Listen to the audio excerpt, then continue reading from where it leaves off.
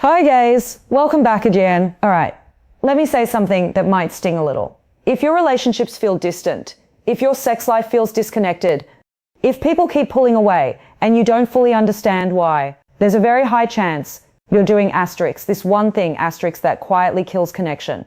And the worst part, most people don't even realize they're doing it. Asterisk, pause. Asterisk, let's be real. Connection isn't just about chemistry, attraction, or even love. It's about how safe, seen and respected someone feels around you. And today we're going to unpack the behaviors, subtle, everyday habits that slowly destroy that feeling. Because once you see it, you won't be able to unsee it. So what is it? What's the thing that quietly kills connection? It's asterisk, disconnection disguised as protection. Yeah, that moment when you stop being real and start being strategic. When you stop expressing and start managing. When you stop connecting and start controlling how you're perceived, that's where everything begins to fall apart. And I know what you might be thinking, but I'm just protecting myself. Exactly. That's the problem. Here's the truth. Most people today are operating from fear in their relationships, fear of rejection, fear of being too much, fear of not being enough. So what do? We start editing ourselves. We hold back what we really feel. We play it cool when we actually care. We say it's fine when it's definitely not fine. And slowly, connection dies. Not because you didn't like each other, but because you stopped being asterisk, real asterisk with each other. Most people don't talk about this, but emotional unavailability doesn't always look cold or distant. Sometimes it looks like being chill. Sometimes it looks like never asking for anything. Sometimes it looks like pretending you're okay with things that actually hurt you. And let me tell you something, that doesn't make you easy to love. It makes you hard to asterisk connect with. Let's go deeper into this. Connection requires vulnerability, not oversharing, not drama, but asterisk honesty, asterisk the kind where you say, hey, that bothered me. I actually want more from this. I'm not comfortable with that. Simple, direct, real, but we avoid it. Why? Because vulnerability feels risky. And in a world shaped by social media, ghosting and instant replacement, people are terrified of being too honest. Think about modern dating for a second. We've normalized things like leaving messages on read, talking to multiple people at once without clarity, avoiding serious conversations because they feel awkward. And then we wonder why everything feels shallow. It's because no one is showing up fully. Everyone is halfway in. And you cannot build real connection from a half-present version of yourself. Let me give you a scenario. You're seeing someone, you like them, but instead of expressing it clearly, you start playing the game. You wait hours to reply so you don't seem too eager. You avoid asking where things are going. You pretend you're not that invested. And guess what happens? They start mirroring that energy.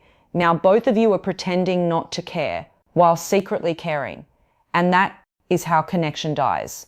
Not with a dramatic ending, but with two people slowly drifting apart while acting like everything is fine. Here's another one.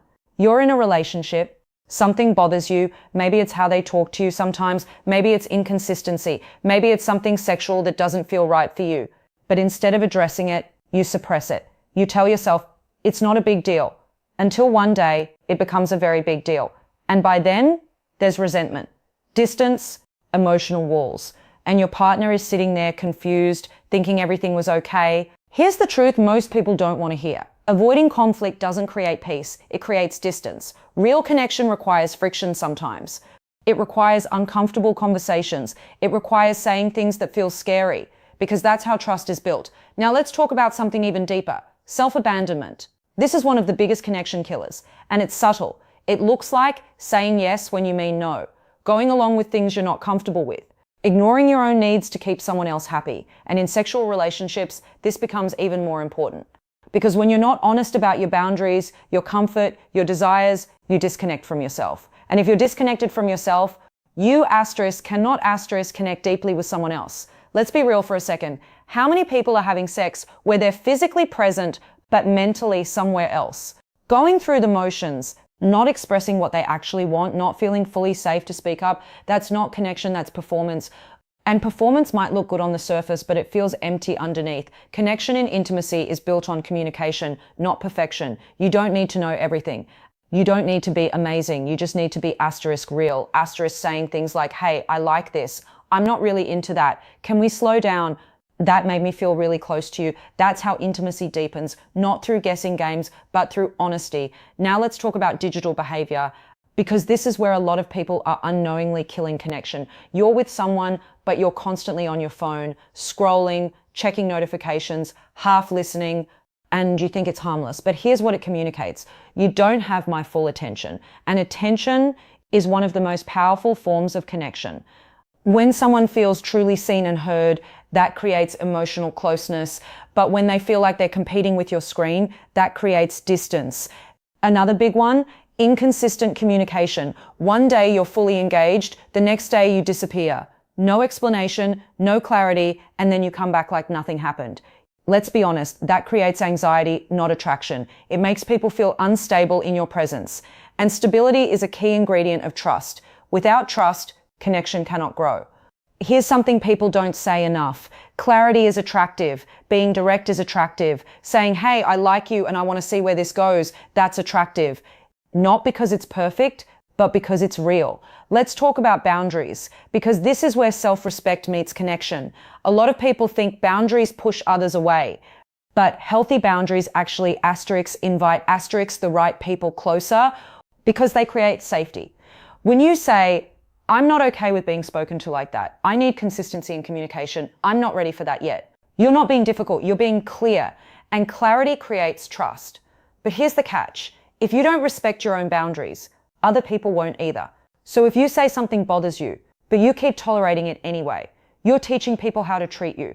And slowly, you start losing connection, not just with them, but with yourself. Let's go into a real life situation. You meet someone, there's chemistry, things move fast, maybe even physically. But emotionally, you haven't built anything yet. No real conversations, no understanding, no depth. And then things start feeling off, because physical closeness without emotional connection can feel confusing, it can feel intense in the moment, but empty afterward. And this is where communication matters. Slowing down, checking in with yourself, asking, do I actually feel connected to this person or just attracted? Because those are not the same thing. Another example, you're afraid of losing someone. So you start overgiving, always available, always accommodating. You ignore your own needs. And at first it feels like you're being loving. But over time, you feel drained, unappreciated, maybe even resentful, because connection requires balance, not one person giving everything and the other just receiving. Let's get practical now. If you want deeper connection in your relationships and your sex life, you need to start doing things differently. First, start being honest about what you feel, not aggressively, not dramatically, just clearly. If something matters to you, say it. If something bothers you, express it early. Don't wait until it explodes. Second, stop playing emotional games. Reply when you want to reply. Show interest if you feel it. Don't shrink your feelings to seem more desirable, because the right person isn't turned off by your authenticity. They're drawn to it. Third, practice presence. When you're with someone, be asterisk with them. Put the phone away, listen, make eye contact, engage, because connection lives in those small moments of attention. Fourth, communicate in intimacy. Don't assume, don't guess. Talk, ask, explore together. That's how you build a space where both people feel safe and satisfied. Fifth, respect your own boundaries, even when it's uncomfortable, even when you're afraid it might push someone away. Because if being yourself pushes someone away, they were never aligned with you to begin with. And finally, work on your relationship with yourself, because everything starts there. If you don't feel worthy of connection, you'll sabotage it. If you don't trust yourself, you'll struggle to trust others. If you don't know what you want, you'll accept whatever comes your way. Let's be real, connection isn't complicated, but it does require courage. The courage to be seen, the courage to be honest, the courage to stop hiding behind cool and start showing up as real. So if you take one thing from this video, let it be this: stop abandoning yourself to keep someone else, because every time you do that, you lose connection anyway, not just with them, but with who you really are. And when you start choosing honesty over fear, presence over distraction, self-respect over approval, something powerful happens. You don't just attract better connections, you become capable of experiencing them. So here's your challenge. Next time you feel the urge to hold back, to play it cool, to pretend you don't care, and ask yourself, what would the honest version of me do right now? And try that instead. Because real connection, it's not built on perfection. It's built on truth. If this hit you in a real way, if you've recognized yourself in some of these patterns, that's not something to be ashamed of. That's awareness, and awareness is where change begins. So take this with you, start showing up differently, start communicating differently, start respecting yourself more deeply, and watch how your relationships and your entire experience of intimacy begins to transform. And if you're ready for more conversations like this, more real talk about sex, relationships, and emotional intelligence, make sure you're here for the next one. Because we're just getting started.